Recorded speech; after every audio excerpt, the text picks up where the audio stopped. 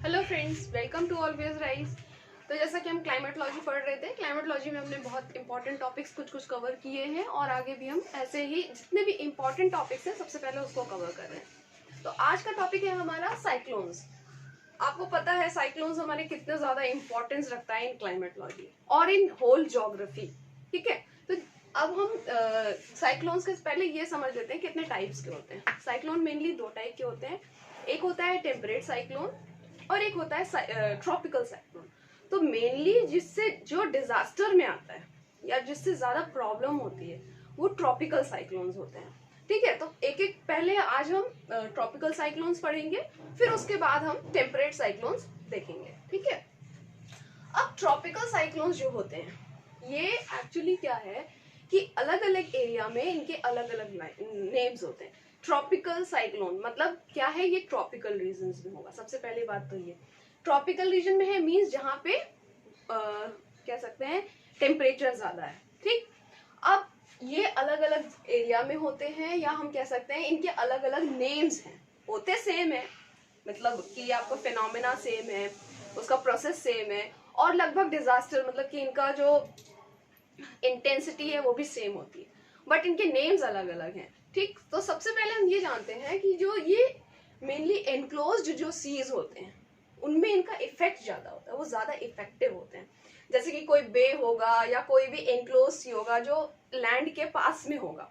अगर ऐसा कोई लैंड है जहाँ पे थोड़ा कम वाटर या कम एरिया है जहाँ पे वाटर है, उस एरिया में साइक्लोन्स ज्यादा इफेक्टिव होते हैं। ठीक है, जैसे बे ऑफ बंगाल, जैसे कि करेबियन सी, जैसे कि साउथ चाइना सी, इन एरियाज में ये ज्यादा साइक्लोन्स जो है वो ज्यादा इफेक्टिव होते हैं, ज्यादा पावरफुल होते हैं। ठीक, अभी हम जब इनका मैकेनिज्म पढ़ेंगे तब पता चलेगा कि ये कैसे पावरफुल होते हैं और कैसे इनको एनर्जी मिलती है और कैसे ये वर्क करते हैं। ठीक, अभी सबसे पहले आपको एक चीज ये ध्यान रखनी है कि इनके अलग अलग नेम्स आपको याद करने हैं, हर एरिया का जो अलग अलग नेम्स है, क्योंकि ये भी कभी कभी मैचिंग में पूछा जाता है। तो बे ऑफ बंगाल में इसको साइक्लोन बोलते हैं। ठीक, नेक्स्ट करेबियन सी में हरिकेन बोलते हैं, मतलब अमेरिका के पास वाला जो एरिया है जहाँ पर साइक्लोन्स आता है, मेक्सिको के पास वाला जो करेबियन सी है वहां पर इसको हरिकेन बोलते हैं।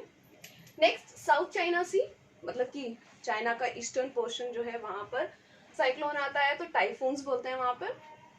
ऑस्ट्रेलिया में इसको हम विली विली कहते हैं। ठीक, ये तीनों ही सीज जो है वो आपकी पूरा एनक्लोज्ड सी, मतलब कि वो ऐसे करके आप कह सकते हैं कि ऐसे करके, जैसे आपने बे ऑफ बंगाल को देखा होगा, इधर इंडिया है और इधर ये सारे, तो ये एक तरीके से एनक्लोज्ड हो जाता है। इसलिए क्या होता है कि यहाँ पर इसका इफेक्ट ज्यादा होता है।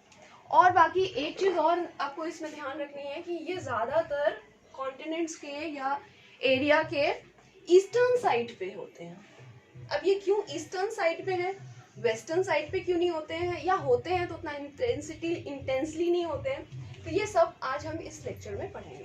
ठीक, तो एक एक करके हम पॉइंट उठाते हैं। तो सबसे पहले बेसिक जो है आपका वो साइक्लोन्स का फॉर्मेशन। साइक्लोन का फॉर्मेशन हमेशा क्या होगा, हाई प्रेशर से लो प्रेशर, मतलब कि जो विंड्स आपको बताया था हमने कि हाई प्रेशर से लो प्रेशर की तरफ चलती है। ठीक, तो इसमें क्या होगा कि ये मान साइक्लोन्स क्या है, एक तरीके से एक एनक्लोज एरिया में ऐसे घूमने वाले साइक्लोन्स होते हैं, स्टॉर्म्स होते हैं। ठीक है, तो हम इसको एक सर्कल के तौर पे बता रहे हैं, समझा रहे हैं। ये है आपका हाई प्रेशर, ये है आपका लो प्रेशर। ठीक, अब इसमें आपको एक चीज और ध्यान रखनी है, इसका डायरेक्शन। ठीक है, किस डायरेक्शन में ये मूव करती है, नॉर्दर्न हेमिस्फीयर में कैसे मूव करती है, सदर्न हेमिस्फीयर में कैसे मूव करती है। फिर उसके बाद साइक्लोन्स के बाद इसी का ऑपोजिट होता है एंटी साइक्लोन, उसका भी आपको ये पता होना चाहिए डायरेक्शन क्या होता है। ठीक, तो एक चीज हम ये समझाते हैं। अब हाई प्रेशर से लो प्रेशर की तरफ विंड चलनी चाहिए, ऐसे चलनी चाहिए जैसे जनरली हम लोगों ने पढ़ा है। ये हाई प्रेशर से लो प्रेशर की तरफ चलनी चाहिए, बट एक्चुअली में चलती कैसे है विंड्स, इन सब के ये ऐसे चलते, मतलब ये क्या हो रहा है, ये इसके राइट में डिफ्लेक्ट हो रही है। जो हमने कोरियोलिस स्पोर्ट्स पढ़ा था, ये क्या हो गया, ये सभी राइट में डिफ्लेक्ट हो गई। तो अगर हम देखेंगे इसको एज अ मैकेनिज्म या एज अ, अगर हम इसका ये डायग्राम देखेंगे तो ये ऐसे विंड्स चलती हैं। अब इसका हम डायरेक्शन अगर देखेंगे तो ये क्या हो जाएगा, ये हो गया एंटी क्लॉकवाइज। ठीक है, ये कैसे विंड्स चल रही है,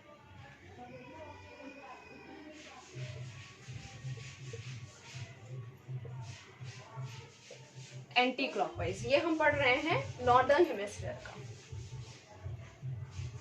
नॉर्दर्न हेमिस्फीयर में साइक्लोन्स का जो डायरेक्शन होता है वो एंटी क्लॉकवाइज होता है। क्यों एंटी क्लॉकवाइज होता है ये आपको पता चल गया, क्योंकि विंड्स का जो डिफ्लेक्शन है वो राइट की तरफ होता है। अब हाई प्रेशर से लो प्रेशर की तरफ जब अंदर की तरफ ये घूमेगी तो कैसा हो जाएगा, ये ऑपोजिट, ऐसे क्लॉक जो है ना, जो जैसे कि क्लॉक चलती है उसकी ये ऑपोजिट चल रही है, ऐसे करके ये रिवॉल्व हो रही है। ठीक है, तो ये हो गया एंटी क्लॉकवाइज।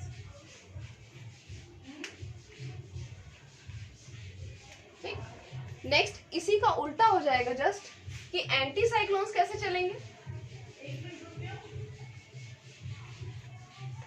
एंटी साइक्लोन्स जो होते हैं वो, इसमें क्या होगा कि हाई प्रेशर बीच में होगा और लो प्रेशर बाहर होगा। तो हाई प्रेशर से लो प्रेशर की तरफ, मतलब कि ऐसे विंड चलने के लिए। बट चलती कैसे है, ऐसे। तो ये आप देख रहे हैं कि ये क्या हो रहा है, ये क्लॉकवाइज चल रही है। ठीक है, तो एंटी साइक्लोन्स जो होंगे,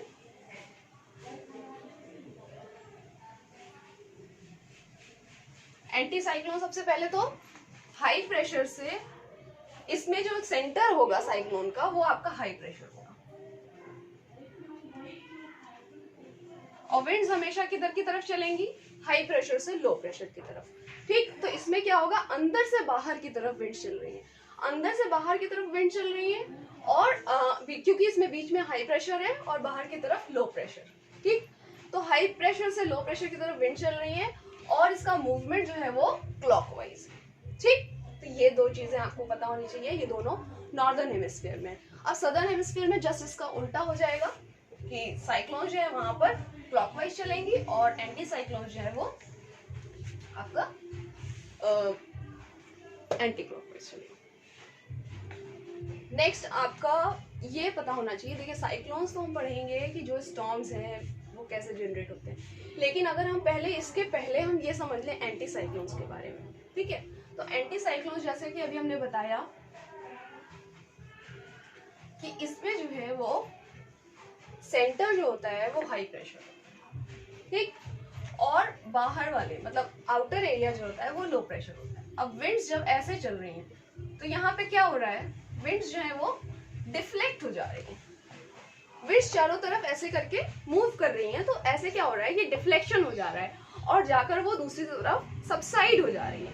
मतलब कि विंड्स जो है वो ऊपर की तरफ नहीं उठ रही हैं, अगर ऊपर उठेगी तभी क्लाउड्स फॉर्म होंगे, तभी आपके स्टॉर्म्स आएंगे। ठीक है, इसलिए हमेशा ये ध्यान रखना है कि एंटी साइक्लोन्स में वेदर जो होता है वो काम होता है। एंटी साइक्लोन जहां पे भी होगा वहां पे वेदर जो होगा वो काम होगा, यहाँ पे मेनली स्टेबल कंडीशन होगी, वेदर फेनोमेना जो है वो स्टेबल होंगे। क्यों, क्योंकि यहाँ पे विंड जो है वो हाई प्रेशर से लो प्रेशर की तरफ चल रही है, सेंटर से बाहर की तरफ चल रही है, तो ये विंड्स क्या हो रही है, ये सबसाइड हो रही है। ये आपको इसलिए बता रहे हैं क्योंकि यहाँ पे आपको काम आएगा एंटी साइक्लोन, इसलिए आपको पता होना चाहिए।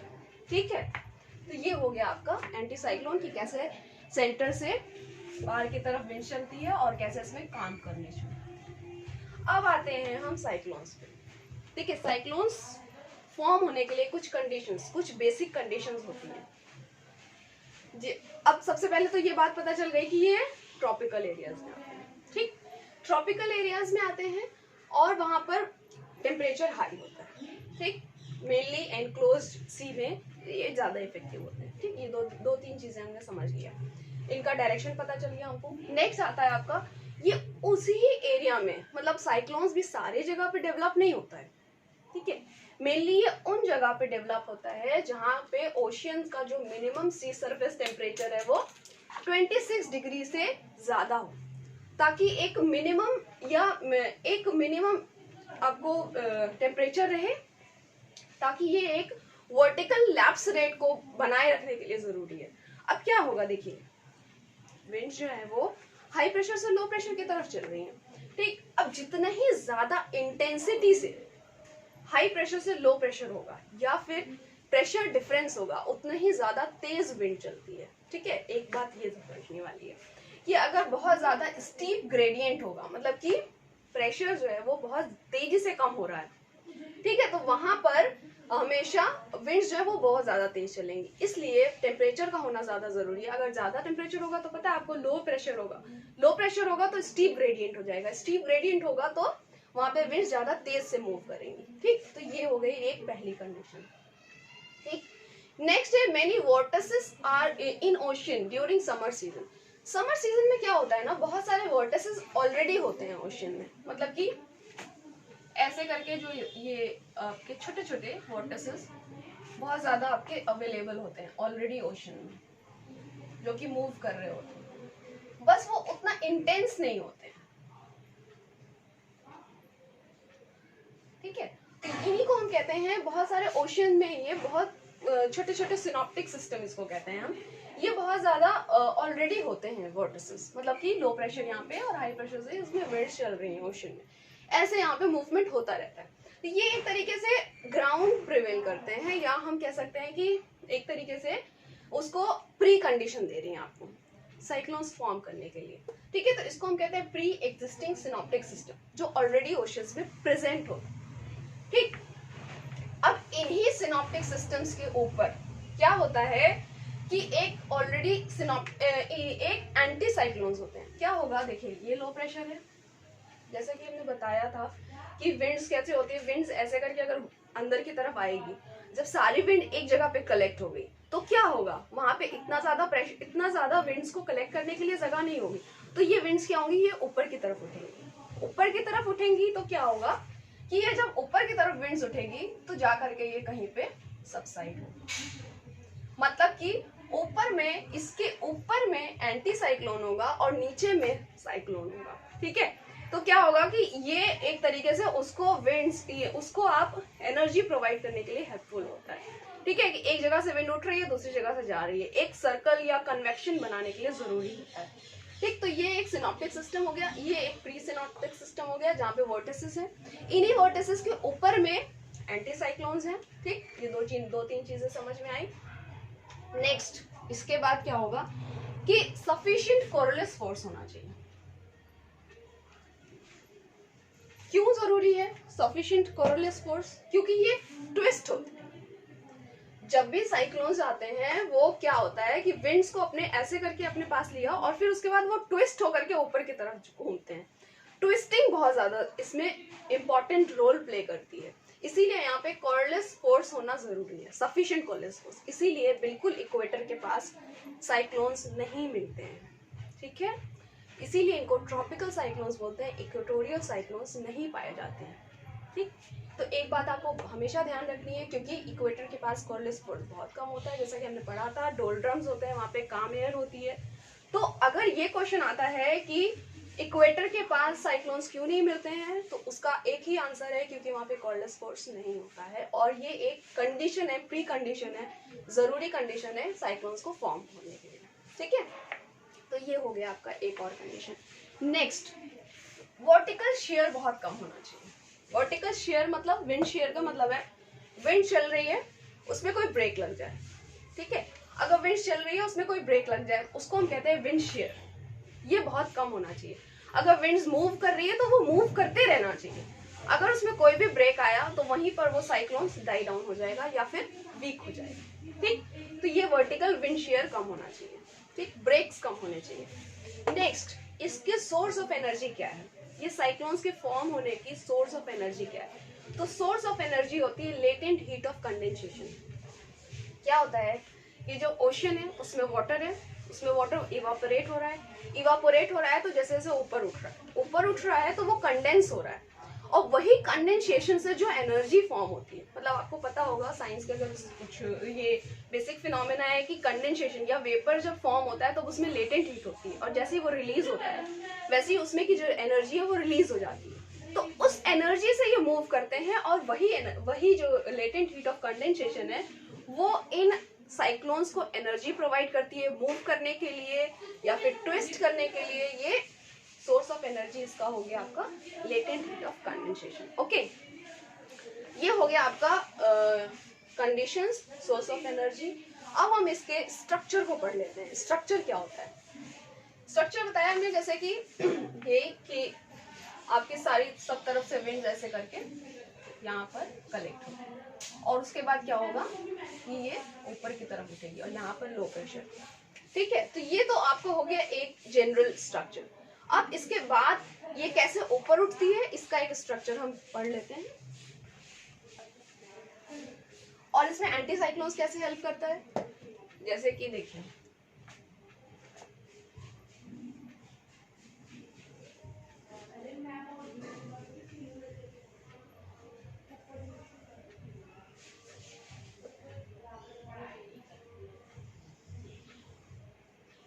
सब तरफ से हवा जो है वो इसके पास आ रही है। ठीक है, ये एक तरीके से समझ लीजिए साइक्लोन्स का वर्टिकल सेक्शन है। वर्टिकल सेक्शन में हम समझा रहे हैं आपको कि क्या होता है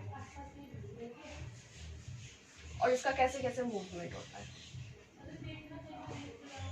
सबसे पहले विंड क्या होगा? Horizontal flow. हॉरिजॉन्टल फ्लो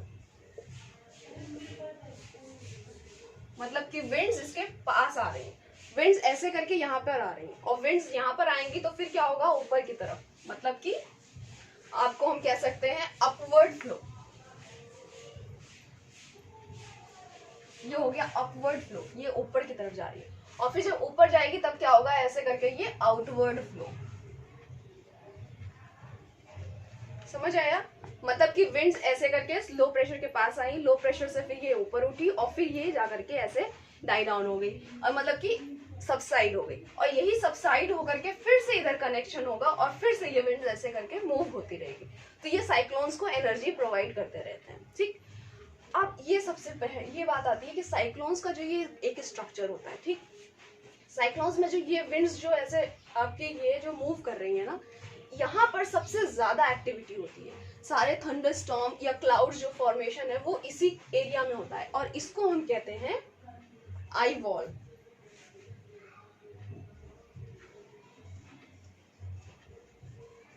ठीक है, इस एरिया को जहां पर ये विंड मूव कर रही है इसको हम कहते हैं आई वॉल। आई वॉल, इसी एरिया में सबसे ज्यादा मूवमेंट होता है और सबसे ज्यादा स्ट्रॉन्ग विंड्स यहाँ पे मूव करती हैं और सबसे ज्यादा आपके कह सकते हैं डिजास्टर भी इसी एरिया में आता है। अब क्या होता है कि बीच वाला थोड़ा सा पोर्शन, मतलब कि साइक्लोन जो मूव कर रहा है ना, साइक्लोन्स के जो बिल्कुल मिडिल वाला पार्ट है वहां पर काम एयर होती है, वहां पर जो है एयर थोड़ी थोड़ी सबसाइड हो रही होती है और यहाँ पर इस वाले पोर्शन में एरिया यहाँ पर कोई भी मूवमेंट या कोई भी एक्शन नहीं हो रहा होता है वेदर का। यहाँ पे स्टेबल कंडीशन होती है, इसको हम कहते हैं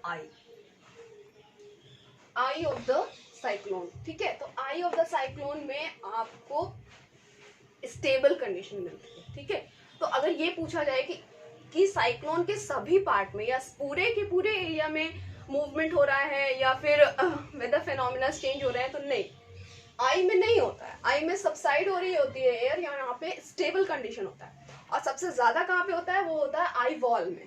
ठीक है, तो सबसे ज्यादा मूवमेंट या सबसे ज्यादा आपका कह सकते हैं डेंजरस वाला एरिया आई वॉल है और सबसे काम वाला एरिया आई है। ठीक, तो ये आपका वर्टिकल स्ट्रक्चर ऑफ साइक्लोन्स। ठीक, तो आई होप यहाँ तक आपको समझ में आया होगा।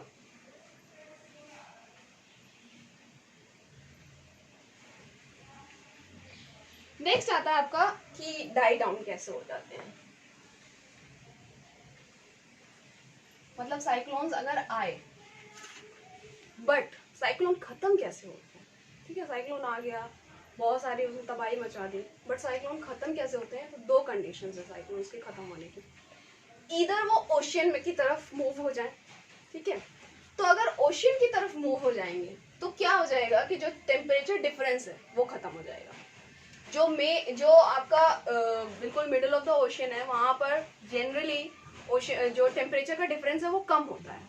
जो लैंड के पास वाला ज्यादा एरिया है ओशन का, वहां पे टेम्परेचर डिफरेंस ज्यादा होता है, क्योंकि एयर और लैंड का जो है आपका मिक्सअप होता है, इसलिए वहां पे टेम्परेचर डिफरेंस ज्यादा होता है। पता ही है कि लैंड जो है जल्दी गर्म होती है, जल्दी ठंडी होती है, इसलिए वहां पे टेम्परेचर डिफरेंस ज्यादा होता है। बट ओशन मतलब मिडल ऑफ द ओशन में टेम्परेचर डिफरेंस कम होता है, इसलिए टेम्परेचर वहां पे उतना उनको मिलेगा नहीं, तो ना इवेपोरेशन होगा, ना कंडेंसेशन होगा, ना उनको सोर्स ऑफ एनर्जी मिलेगी। ठीक, तो इसलिए सबसे पहले ये डाई डाउन कहाँ पे हो जाएंगे, अगर ये ओशन की तरफ मूव कर गए।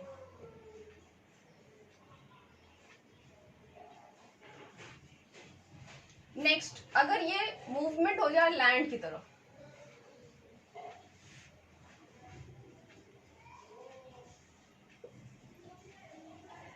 तब भी ये डाई डाउन हो जाएंगे। ठीक है, क्योंकि लैंड पे जैसे ही स्ट्राइक करते हैं साइक्लोन्स, तो उनका सोर्स ऑफ एनर्जी खत्म हो जाता है, क्योंकि उनके पास वहां पे मॉइस्चर नहीं होता है। मॉइस्चर नहीं होता है तो ऑब्वियसली उनकी जो सोर्स ऑफ एनर्जी है वो कट डाउन हो जाती है।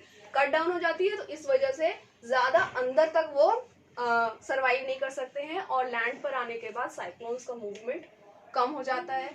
जितने भी कोस्टल एरिया है वो ज्यादा इफेक्टेड होते हैं, लेकिन जैसे जैसे अंदर जाते जाएंगे वैसे वैसे उसका एरिया कम होता जाएगा, उसका इफेक्ट कम होता जाएगा, और साइक्लोन्स वहां पे डाइड आउट हो जाएंगे, क्योंकि उनके पास सोर्स नहीं बचता है। ठीक है, क्योंकि मॉइस्चर नहीं होता है। तो ये हो गया आपका ये। अब नेक्स्ट एक और क्वेश्चन आता है कि जनरली साइक्लोन जो है वो ईस्टर्न साइड में होते हैं। अब ये क्यों होते हैं, क्योंकि आपको बताया था हमने कि जो आपका विंड्स का जो मूवमेंट था, ठीक है, ये आपका ट्रॉपिकल एरिया है और विंड्स ऐसे चल रही है।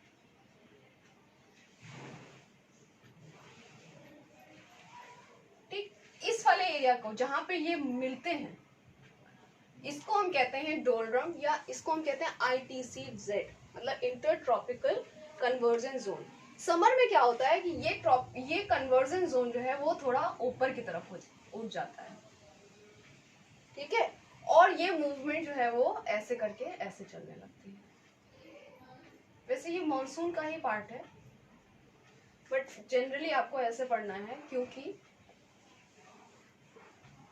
ये ऐसे विंड चल रही हैं ट्रॉपिकल एरियाज में, या फिर समर्स में, ट्रॉपिकल एरियाज के समर्स में। ठीक है, तो आप ये देख रहे हैं विंड जो है वो जनरली ईस्ट से वेस्ट की तरफ चल रही है।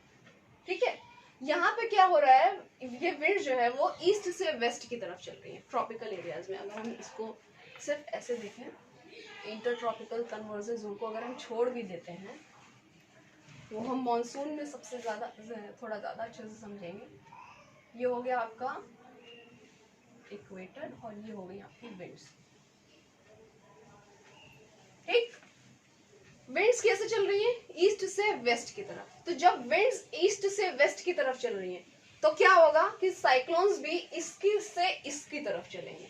अब लैंड जब भी इसके बीच में पड़ेगा, मान लीजिए ये इंडिया पड़ गया, तो क्या होगा, विंड्स ऐसे चलेगी, तो साइक्लोन भी ऐसे चलेंगे, इसलिए ये ईस्टर्न साइड को हिट करते हैं।